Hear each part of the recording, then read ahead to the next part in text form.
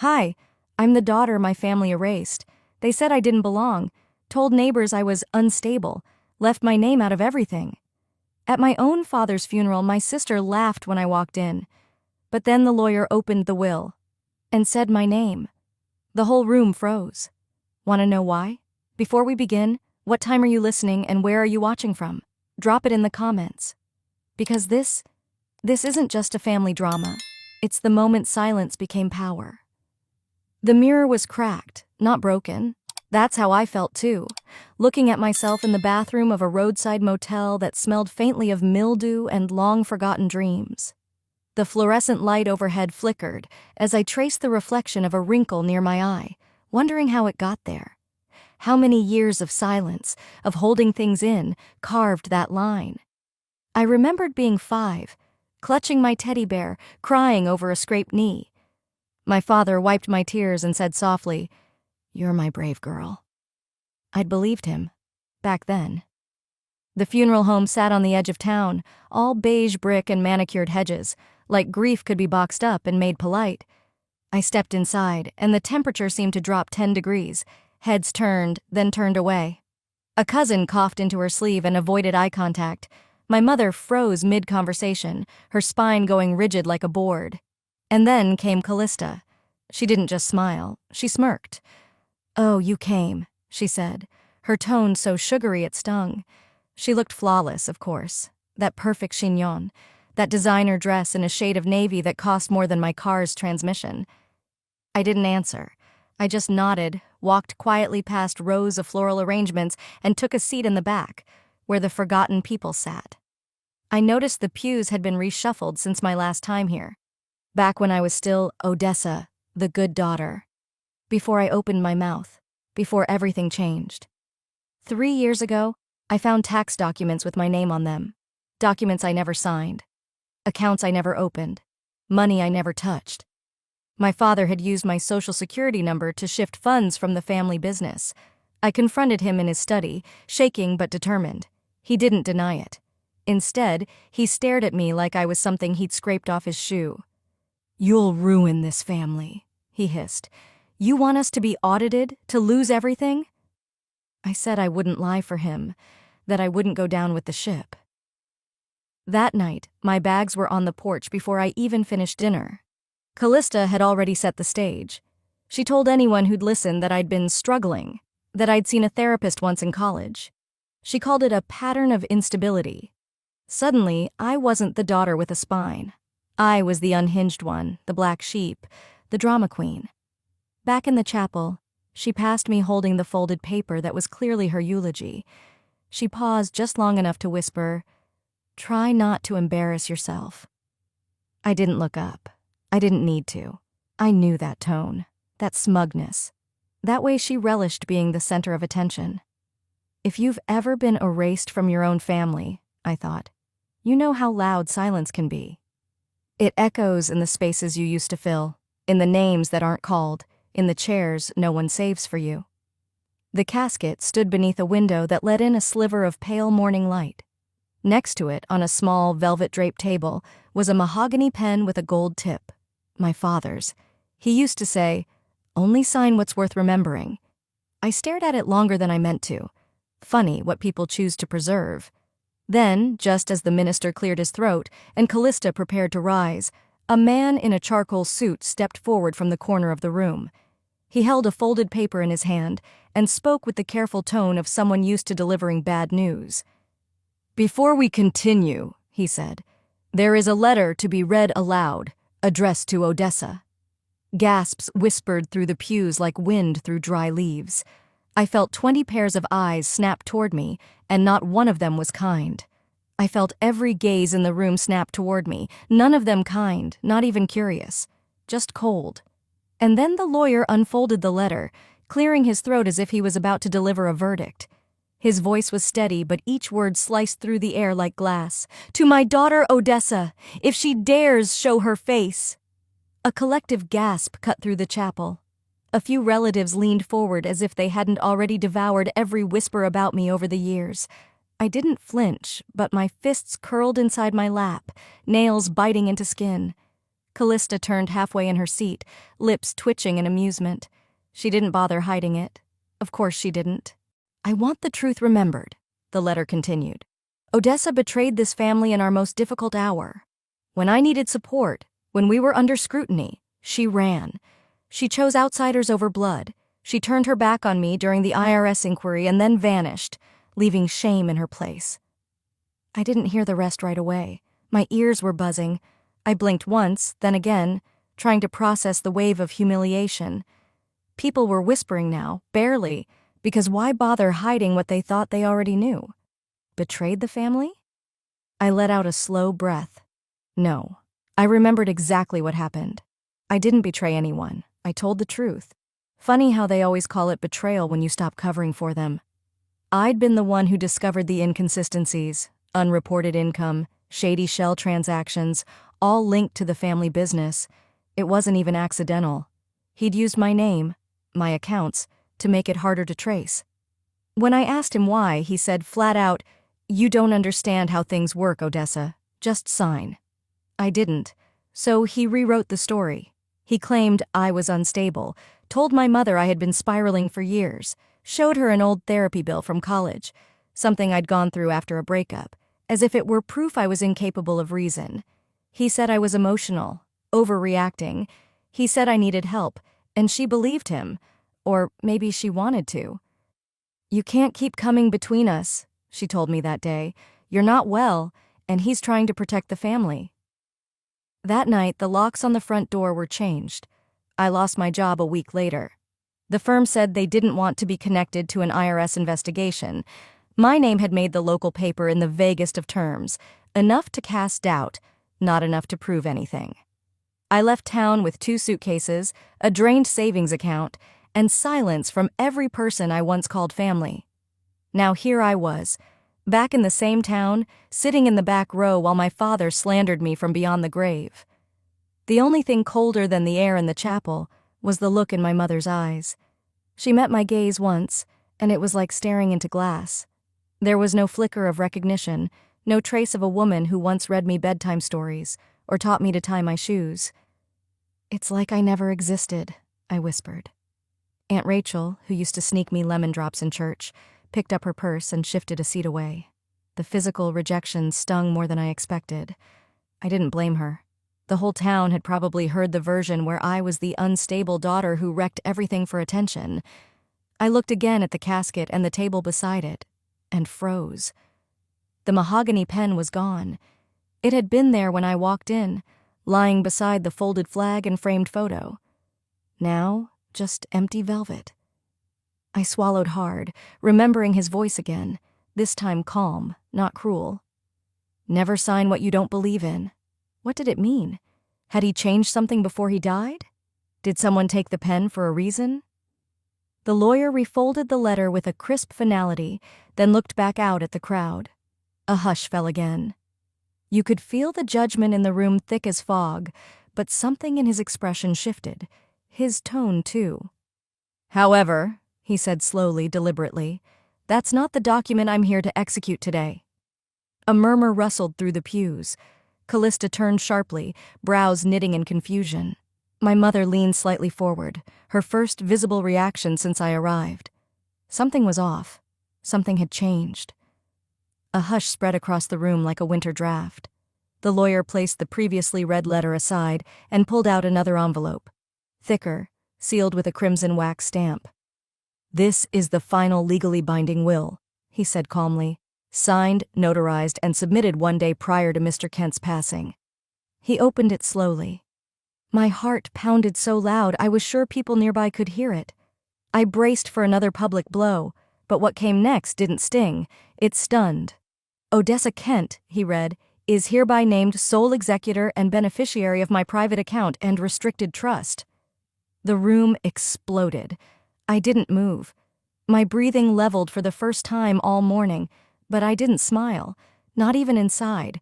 I simply stared forward, letting the noise crash around me like ocean waves. Callista's wine glass slipped from her hand and shattered against the marble floor. A few people gasped. Others murmured. One cousin muttered under her breath, "You've got to be kidding." Callista surged to her feet. "This is a joke," she barked. "He changed the will. I was there. He made it clear who was supposed to handle things. She wasn't even speaking to him." The lawyer didn't blink. "This version was notarized the night before his heart attack. It overrides all previous documents." I turned to look at Callista then, not with glee, not even satisfaction, just clarity. Her face twisted into something between rage and fear. My mother stood, smoothed the hem of her dress, and walked out. No words, no glance back. I heard the sharp click of her heels all the way down the hall until the double doors thudded shut. "She doesn't deserve it," someone mumbled behind me. I didn't bother turning around to see who. It didn't feel like victory. It felt like something colder, like standing alone on a road I'd begged to be let back onto, only to find the gates unlocked long after I'd stopped knocking. Needing air, I rose quietly and slipped into the hallway. The low murmur from inside faded as I put distance between us. The scent of lilies lingered, mixed with old wood and polish. My chest tightened, not from pride, from grief, a twisted kind. I leaned against the cool wall, eyes shut. The last time I spoke to him had been outside the hospital. He was sitting in the front seat of his truck, refusing to meet my eyes. I had tried, truly tried, to warn him. "You don't see it, do you?" I told him. "She's not helping you. She's using you." His hand stayed locked on the steering wheel. "She's family," he muttered. "You're just angry because she got what you didn't." He thought I was jealous, of Callista's charm, her ease, her grip on him. "You'll regret this," I had whispered. "Not because of me, because the people you trust will ruin everything." He drove off without saying another word. The memory dragged my gaze downward, to the faint scar on my left wrist. A cruel souvenir from a night when everything had closed in too tight, a time when I believed I had no one, no voice, no future. I exhaled. No tears. Not anymore. "Miss Kent." I turned. A man in a gray suit stood a few feet away, a familiar uncertainty in his eyes. "I didn't mean to startle you," he added. "But I think you might not remember me." I studied him. He was in his mid-60s with thinning hair and a face that looked like it had spent years watching other people's storms from behind a desk. "I'm Tom Barrett. I was your father's attorney before everything. Before the scandal. Before the IRS. Before the lies swallowed me whole." "You're the one who helped set up the original trust," I said quietly. He gave a small nod. "And the one who warned him not to put so much control in your sister's hands. Why didn't you say anything when all this started?" His gaze dropped. "I tried, but he wouldn't listen. Callista made sure of that. After the audit, he didn't want to face what he'd done to you.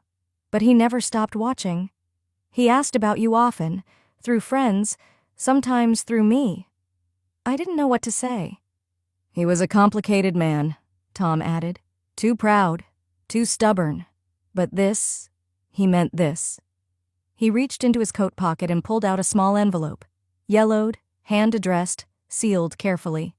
"He gave this to me 2 weeks ago, told me, only if she comes." My fingers trembled as I took it, the weight of it, heavier than paper should be. "He wrote it himself?" I asked. Tom nodded once. Shaking hands, but yes, he did.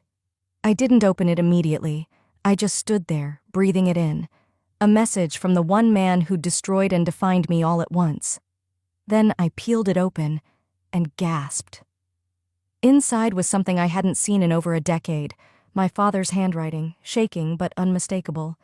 The loops were still tight, the pressure uneven. I stepped outside the double doors again, this time to the far edge of the funeral home's covered walkway. The early sun had risen fully now, casting long shadows across the grass. My fingers trembled as I unfolded the letter. "Odessa, if you're reading this, then I suppose the end came before I had the courage to say any of it out loud." I blinked hard. "I know I failed you. Not just once, but in 1,000 quiet ways. You asked questions no one else did. That scared me. I mistook your courage for defiance, your truth for threat.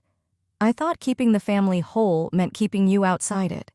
Each word hit like a stone in water, rippling through everything I'd tried to bury. "Callista. She said you were unstable. Dangerous even. I wanted to believe she was wrong, but part of me, maybe the cowardly part, believed her. It was easier than facing what I did to you. Easier than facing what I allowed her to become. My nails dug into the paper as my hands tightened. But if you're holding this now, maybe it means you came. Maybe it means you stood your ground after all these years. If so, take back what was always yours. And forgive me. If not for what I did, then for what I should have done. It wasn't an apology. Not really. But it was something I never expected. An acknowledgement. A glimmer of truth from a man who'd let lies fester in the silence between us. The wind shifted. I folded the letter carefully and tucked it into my coat pocket, near my chest, where it pressed against something deeper than bone. I found myself pulled into memory. It was 3 nights before he died. I'd heard from a nurse friend at Mercy General that he was in for cardiac monitoring. I'd gone straight from my shift, still in scrubs, heart in my throat. Callista met me in the corridor outside his room. Her hair was perfect, her perfume sharp. She didn't look surprised to see me. "He doesn't want to see you," she said, low and even, holding the visitor list like a weapon. "He asked me to keep you away, said you'd only cause a scene." I didn't argue. I didn't cry. I remember just nodding, backing away, heart sinking. I thought I had time. I thought maybe I'd come back the next morning and things would be different. I never got the chance. Back in the present, I stepped into the building again. The service room had thinned out. Most of the distant cousins and awkward neighbors had made polite exits. But the core circle lingered. Callista was holding court at the center, flanked by 2 aunts and a second cousin I barely recognized. Her voice was performative, laced with edge. She pressured Dad, clearly. He was medicated. I mean, what kind of person shows up after years of silence and walks away with the trust? Their heads bobbed in agreement. I walked past the front pews, past the lingering scent of lilies and wood polish, and placed the letter, folded neatly, on the serving table beside the memorial flowers. "I didn't pressure him," I said, loud enough for the nearby ears but still steady. Callista's gaze snapped to the envelope. "What is that?" "His words," I replied, in ink, in his hand. She reached for it, but one of the aunts, Aunt Nadine, Dad's cousin, picked it up first. Her eyes scanned the signature at the bottom. "That's his writing," she murmured. Silence followed, thick and unsteady. A few people stepped back. Someone whispered, "He really wrote her." I didn't wait for the ripple effect. I turned and walked out. This time, I didn't need fresh air. I just didn't need their faces, their judgment, their rewrites of what happened and who I was. They weren't there when I needed them. Not when I was dragged out of the house in the middle of the night. Not when the tabloids printed rumors Callista leaked. Not when I couldn't pay rent and had to sleep in my car for a week. And I sure as hell didn't need them now. In the quiet of the side lobby, I sat on the edge of a bench, letting the sounds of muffled voices and distant organ music fade behind thick walls. My phone buzzed in my coat pocket. It was a new email from the trust administrator's office. Subject line, filing initiated. Transfer of controlling interest, Bundy Trust. The floor didn't tilt, but my spine stiffened like it had braced for something tectonic. I stared at the subject line until the letters blurred. My hands hovered above the keyboard for a moment, then clicked the email open. There it was, confirmation from the trust office. The Bundy Trust had been reopened and re-registered, listing me, Odessa Elaine Bundy, as a co-trustee. For a second, the air in my apartment felt thin. At first, I assumed it had to be some administrative glitch, but as I read further, a single paragraph made my throat tighten. Pursuant to Clause 11, C of the 2011 Private Estate Addendum, and in the absence of any valid revocation document, Miss Odessa Bundy remains a named fiduciary party with full access and voting authority. Notification has been delivered to all relevant stakeholders. He left it in. My father never removed my name, not out of sentiment, surely. More likely, he forgot, or maybe he expected me to stay gone forever. Callista must have banked on it. She counted on my absence being permanent. It wasn't. The next morning, I stepped off the elevator into the trust firm's marble-floored lobby in downtown Denver. The scent of paper and old coffee lingered in the air. Familiar. unchanging. The receptionist recognized my name and gave a small, courteous nod before guiding me toward a glass-walled conference room. Inside waited a man in his 60s, crisp gray suit, horn-rimmed glasses, hands folded over a manila folder. "Miss Bundy," he said, standing. "I'm Richard Langley. I handled portions of your father's estate transitions in the early 2010s. We shook hands. His grip was firm but brief. "You've read the email?" he asked, gesturing for me to sit. "I have." "Well," he said gently, "the clause was never officially revoked. Your father had drafted an amendment in 2018, removing you as successor trustee, but it was never signed, let alone filed. So legally, you are," he nodded, "still a fiduciary of the Bundy Trust, with full rights, including voting shares and asset oversight." He paused, then reached into his folder and slid something across the table toward me. A small black flash drive in a clear plastic bag. "This was found in your father's private desk drawer, in a compartment locked separately from the rest. It's dated roughly 10 months ago. I haven't listened to it, but based on the metadata, it's a voice memo, audio only." "Why give this to me?" He exhaled. He left a note attached. It simply said, "For Odessa, only if she comes back." I thanked him, took the flash drive, and left. Back in my apartment, I didn't sit. I paced. I poured a glass of water I never drank. Then I plugged the drive into my old laptop and clicked open the file. The sound crackled faintly. Then his voice filled the room. "I kept the lie going too long," he said, voice gravelly, breathless. "You were my daughter first. I forgot that. I let others convince me you were dangerous, that you'd ruin everything. But you were just telling the truth. The damn truth." I froze. I believed Callista because she showed me what I thought was proof. A video of you shouting, crying, accusing me. She said you were unstable, that you were trying to take us down. But later, I realized she edited it. She clipped the part where I told you to leave, where I threatened to cut you off if you didn't back down. There was a silence. I could hear him coughing in the background. I kept saying I'd fix it, but I didn't. I waited too long. The audio ended there. I didn't cry. I just stood there, hands limp at my sides, until the laptop screen dimmed. Later that evening, I opened the remaining folder stored on the flash drive. It contained a single scanned document, barely legible but clearly notarized. It revoked Callista's sole authority over the trust. My name again restored beside his. The date? 2 weeks before his heart gave out. He tried. He really tried. Too late to repair what was broken, but enough to leave cracks in the walls Callista had built. I stood by the window, Denver's skyline barely visible through low clouds. Years of silence collapsed into a moment of stillness. "I'm not here for revenge," I whispered to my reflection in the glass.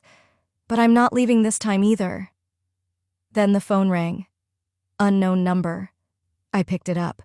Callista's voice came through, sharp and cold. "I hope you're not planning to show up at the board meeting Friday. You'll regret it if you do." I didn't answer. I just stared at my calendar. Friday was circled in red, a thick, confident loop in my father's own handwriting. The call ended, but her voice didn't leave. It echoed in my apartment like a threat pinned to the walls. I stared at the phone in my hand, replaying the words, not because I needed to, but because they had lodged themselves somewhere between my collarbone and my stomach. "I hope you're not planning to show up at the board meeting Friday. You'll regret it." There was something about how calmly she said it, that cold certainty, like someone who's never had to clean up after the messes they made, because someone else always did. I set the phone down on the kitchen counter, took a step back, then leaned against the fridge. The hum of its motor was the only sound in the room. I stood there for I don't know how long enough for my legs to ache. Part of me wanted to scream. Another part just wanted to disappear. What was I still doing here? It wasn't the fight I was tired of. It was being hated by the people who were supposed to love me. That night, sleep stayed away. I tossed between the couch and the bed, trying to think of anything else. I couldn't. So I let my mind do what it always did when I was too tired to resist. It drifted back to that night, junior year of college, the night I tried to forget for so long. The envelope with the scholarship offer had come in the mail that afternoon. It was a full ride. Every credit, every semester covered. I had worked for it. Stayed late in the labs, tutored struggling kids, kept my GPA above 3.9 while juggling 2 part-time jobs. When I walked into the living room holding the envelope, Mom was folding laundry. Callista was perched on the armrest of Dad's recliner, scrolling through her phone. I barely said anything, just held up the letter with a quiet smile. I got it. She glanced up, her eyes narrowed. You got what? The full scholarship, biotech fellowship. Something in her face shifted, like a switch flipped the wrong way. She stood slowly, walked toward me with a stillness that made the air tense. You always have to make everything about you, don't you? And then the vase flew. It shattered against the far wall behind me. Pieces skittered across the floor like tiny knives. Water from the hydrangeas soaked into the carpet. I didn't move. I didn't cry. I just looked down at the shards near my feet. Mom rushed in and grabbed Callista's arm, not to scold her, just to pull her away. Don't provoke her like that, Odessa, Mom said sharply. You know how she gets. I remember blinking at her. That's all I did. Blink. She's upset. That's all. Your silence is your best weapon right now. That night, I packed for school with a towel pressed to the bruise on my upper arm. I left early the next morning before anyone else was awake. In the present, it was close to midnight when I got up from bed and wandered over to the boxes stacked near the closet, the ones I hadn't touched since moving in. I opened the one labeled Dad Misk and started digging through old notebooks and his cracked leather planner. At the bottom, tucked in a corner behind a faded photo album, was something wrapped in a dish towel. I unwrapped it carefully. The vase, the same one from that night, cracked in 3 places, one side dulled by time but still intact. Someone had taped it back together, sloppily, the flowers long gone.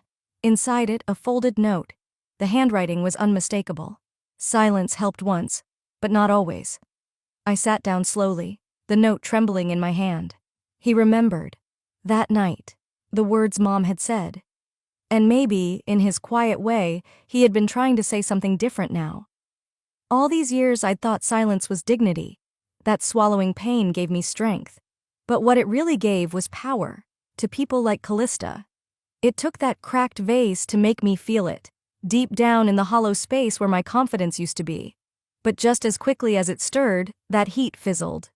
I was so tired in a way sleep didn't fix. Maybe it was easier to just not go. Let her keep the board, the trust, the narrative. I'd lived this long without any of it. Did it really matter anymore? I slumped onto the floor next to the open box. The vase sat beside me. Its seams looked more visible in the lamplight. My phone buzzed. I reached for it out of habit. A direct message, from Lila, a girl I mentored years ago in a local STEM outreach program. She'd been 14 when we met, scared to speak in class, brilliant but so unsure. Her message was short. You told me to speak up, even when my voice shook. You okay? I read it twice.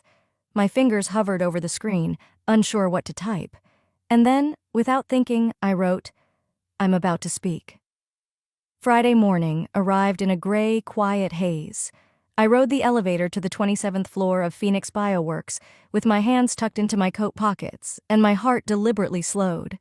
I wasn't calm, but I was steady, and for me, that was enough. The door slid open with a soft chime, and I stepped into the glass-paneled lobby outside the boardroom. Inside, voices murmured, low, clipped, too polite to be genuine. As I entered the room, chairs shifted. Heads turned. Several board members blinked in confusion. One of the junior partners, Jalen, if I remembered correctly, whispered something to the woman beside him. I caught fragments. She's back? I thought she... Callista sat at the far end of the table, legs crossed, arms loose at her sides. She didn't look at me, but her fingers were drumming a quick, unsteady beat against the lacquered tabletop. I took the open seat directly across from her. Morning, I said to the room, calm, even. Callista's hand stilled. She cleared her throat. Let's proceed. I'll start with a clarification. She pulled out a folder, opened it, and slid a printed document to the center of the table. "This," she said, "is a signed resignation letter from Odessa Bundy, dated 3 years ago, relinquishing all operational and fiduciary responsibilities. For legal clarity, I've had it notarized last month." Someone nodded. Another adjusted his tie. I didn't reach for the paper. I didn't even look at it. Instead, I said, "Interesting. You didn't think I'd come." Callista's lips tightened just slightly. "You signed this. Are you denying that?" I said, still not touching the paper. "I'm saying let's watch the clip." I pulled a small flash drive from my bag and set it on the table, nudging it toward the AV port near the chairperson's laptop. The room went still. "I asked for permission to share this in advance," I added, eyes still on Callista. "HR has already reviewed it." The chair gave a small nod. "Proceed." The screen on the far wall blinked to life. For a second, static. Then, a clear view of the third-floor admin office. A week ago. Callista stood next to her assistant, Marcy. They were at the print station, laughing. Marcy clicked through documents on screen. Callista leaned in, tapped something. Then, a sheet printed. Callista picked it up, looked at it, smirked. The camera caught her saying, "Her signature's easy. I used to sign her parent-teacher notes in high school." Laughter. She pulled a pen from her purse and signed the bottom. Marcy scanned it back in. Silence fell over the boardroom. I didn't look at the screen. I'd seen it already. Too many times. What I watched was Callista. Her nails curled in against her palm. The color drained from her cheeks. For once, her mouth stayed shut. The chair leaned forward. "Is this?" One member, older, balding, leaned back with a sigh. "Is that even legal?" Another. "That's criminal." Callista finally broke her silence. "It was a joke. We didn't submit it. You can't prove—" "It was attached to the resignation file in the internal archive," I said, cutting in. "Timestamped with metadata. I have that too." I let the silence stretch. Then I turned back to the table. I didn't want to come back to a war. I really didn't. But I also won't leave my name behind. Not like that. They watched me now. Some curious, some wary, a few ashamed. "I was co-founder of Phoenix Bioworks," I continued, voice steady. "I'm the author on 2 of our key patents. I managed our first clinical trial and negotiated the initial round of angel investment that got us off the ground. You can dislike me, but you don't get to erase me." Callista tried to interject, but I raised my hand, not angrily, just to finish the thought. "I'm not asking for sympathy, but I am invoking Clause 4, 3.3 of the company bylaws." Now, real panic bloomed. The chair sat up straighter. "That clause hasn't been touched since—" "It's still valid," I said. "And it's simple. If a founding member is removed through fraudulent action or coercion, the board must vote to initiate a financial and procedural audit. Immediately." No one moved. I reached into my bag and pulled out a copy of the clause, signed and dated by all founding members, including Callista. The chair read it aloud. When he finished, he set the paper down carefully and looked around the table. "I'm calling an emergency vote." I didn't look at Callista. There was no satisfaction in it now, no venom. She'd carved her own path long ago. I just stopped stepping aside for it. Hands were raised. 7 out of 9. The motion passed. Callista sat frozen. Not protesting. Just quiet. I stood, collected my bag, and nodded once. They could keep the room. I had what mattered again. My name. By Saturday morning, the boardroom had been sealed off for audit compliance. I arrived early, before the lawyers, before the auditors, before anyone could say something rehearsed. From the outside, it looked quiet. Inside, too, the blinds were drawn, the lights dimmed low, but the silence was uneasy, like a smile that doesn't reach the eyes. I barely had time to sit before my phone buzzed. Subject line: clarification needed on financial discrepancies, media inquiry. I frowned. Attached was a PDF, a press release timestamped at 11:38 p.m. the night before, released by Phoenix's own PR division. I scanned it quickly, my heart sinking into my stomach. Phoenix Bioworks is aware of an internal investigation regarding a former executive potentially misappropriating funds during fiscal year 2021-2022. The matter was brought forward via an anonymous tip and is currently under review. Former executive. Anonymous tip. The wording was careful, sterile, but it screamed accusation, and the only former executive on everyone's lips right now was me. I stepped into the hallway and pulled out my earpiece. As soon as I connected to the company Slack, my worst suspicion landed with a blow to the gut. Entire threads filled with people tagging my name. Some were cautious, some cruel. Did anyone else hear about this years ago? I always thought she left too suddenly. Is this why Callista had to clean up so much mess? No one had even asked me. No one needed to. I closed the app and gripped the phone tight enough to feel the bones shift in my hand. My breath came shallow, like I was back in that hospital hallway, watching my father's door close in my face. Shut out again. Lied about again. For a moment, I turned toward the exit. This isn't worth it, I thought. You're not built for this fight. And then, like a reflex from a life long before Callista's name had weight, I heard my father's voice from somewhere in memory. Calm, low, spoken across a dark porch one summer when I'd come home sobbing from a failed science competition. They'll hit you hardest when you're closest to beating them. It had sounded like an excuse then. Now, it felt like warning. I turned back inside. One of the junior legal associates was setting up files near the window. He gave me a wary nod. Sympathetic, maybe. I walked past him, slid my bag onto the table, and opened the front pocket. At the very top, almost forgotten, was the wooden nameplate, Odessa Bundy, co-founder. I held it in my palm for a long minute, the same one Grandpa had carved with his own hands the summer I turned 23. Back then, I'd kept it on my desk like armor. It had been buried for years, first in a drawer, then under years of silence. I placed it on the legal table, centered it, let them see it, let them remember. By 10:30, the internal legal team and the audit firm were assembled. The room felt colder now, sterile with tension.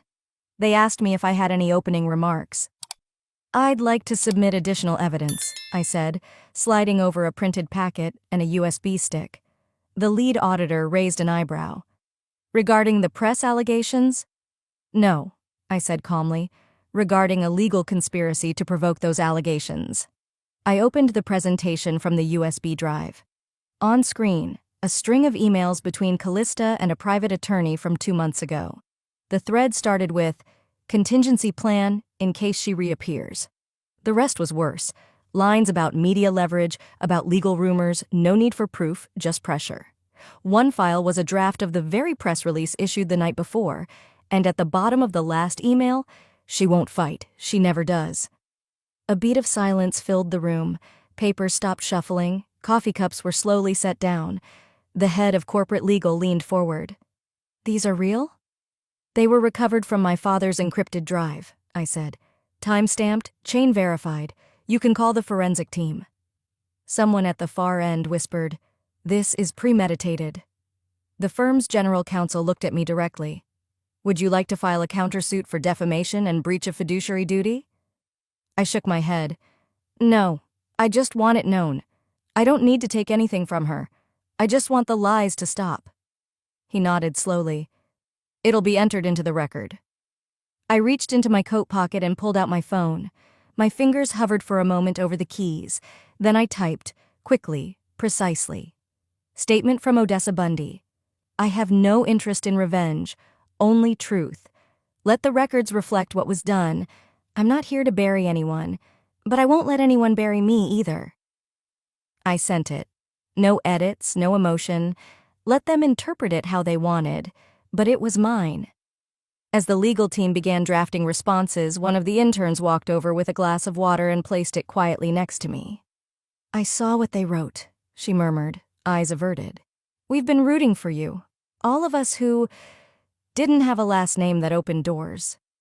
I blinked, then nodded. Words didn't come easily right then.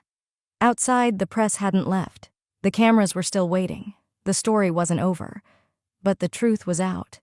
And for the first time in years, I wasn't afraid to be seen. A week passed. Not loudly, not triumphantly, just quietly. Like a room slowly exhaling after years of holding its breath. It was Sunday morning, and I found myself sitting in Grandpa's old study. The windows were cracked open, letting in a soft breeze that smelled faintly of pine and morning coffee. Dust motes floated like lazy fireflies in the light. The nameplate, my nameplate now, sat solidly at the center of the desk. It felt less like a symbol and more like a root, something that held. There had been no word from Callista since the vote. No apology, no denial, just an absence that, for once, felt like a gift. Our mother had left town abruptly, citing the need for space and sun. She texted me once. It read, "You got what you wanted. Let it rest." I didn't respond. I had learned painfully that closure is a myth when it relies on people who never saw you in the first place. Some truths don't arrive wrapped in forgiveness. Some just settle into place like old furniture, undeniable, unmoved. I had started sorting through old files, not looking for anything in particular, just clearing space, I guess. Grandpa had always kept meticulous records, hand-labeled folders from decades past, receipts from stores that didn't even exist anymore. It was when I reached to dust behind the built-in bookshelf that I felt something shift. The back panel was loose. Tucked behind it, aged and yellowed with time, was a small envelope, sealed, my name written in the same strong block letters Grandpa used when carving wood. I sat down before opening it. My fingers shook, not from fear, but from recognition. He'd written this for a version of me he never got to speak to. "If you're reading this, you stayed, and that's why I left it all to you." I blinked. A slow, stinging pressure filled my throat. They all thought being loud meant being strong. But I saw you. You never begged. You never screamed. You watched. You endured. That's a power too many dismiss. And I'm sorry I didn't say it sooner. The family broke itself trying to silence you. I hope you'll build something better. I didn't cry. Not right away. I folded the letter, pressed it flat, and tucked it inside the bottom drawer. Later that afternoon, I walked out to the backyard, mug in hand, still thinking about his words. The old garden chair, the one with the cracked slat, sat where it always had, half sunk into the earth. Years ago, it was where Grandpa used to sit and read or carve, sometimes both. I didn't want to toss it out, so I wheeled it into the garage and grabbed a few tools. A neighbor boy, Miles, around 10, full of curiosity and missing teeth, had been biking circles in his driveway. When he saw me sanding down the frame, he skidded to a stop and called out, "You building something?" "Fixing something," I said. "Can I help?" He held a steady grip on the chair leg while I reattached the wooden slat with fresh screws. I let him tighten the last one. The satisfaction on his face made me smile. "It yours?" he asked, running his hand along the smooth finish. "No," I said, "but it's ready for someone who needs it." That evening, I placed the restored chair under the oak tree. I didn't need to sit in it. It wasn't meant for me. It was a seat I'd make sure no one had to fight for again. By Monday, I had reopened an old domain name I used to own, quietseed.org. Years ago, I dreamed of creating a space for women with ideas but no backing. Life had gotten in the way. But now, the idea didn't feel so distant. I didn't post ads or launch a campaign. I just sent a few messages to women I'd met over the years, young, determined, under-resourced. We started with 3, then 5, then more. We'd meet at my house in the study. No stage, no pitches, just stories, honesty, kindness. One girl, barely out of high school, looked at me one afternoon and said, "You don't say much, but when you do, it feels like it matters." I didn't know what to say to that, so I just nodded and smiled, because that felt more real than any corporate title ever had. The news stopped calling. The press moved on. Phoenix restructured quietly, as corporations always do. Callista was no longer listed on the board. She'd been transitioned. Her LinkedIn profile called it a sabbatical. Her silence, for once, was strategic. I wasn't looking to replace her, or anyone. I just wanted to stop apologizing for being the kind of woman who notices things, remembers things, doesn't need the last word, but knows when the silence is hers to break. Sometimes I sit at Grandpa's desk and run my fingers along the wood grain of the nameplate. It's just a piece of carved oak. But each groove reminds me. Someone saw me, even if only quietly, even if too late. I didn't win them back. I didn't need to. I won back myself. And this nameplate? It's just wood. But every time I sit here, I remember who refused to leave. And maybe that's what legacy really is.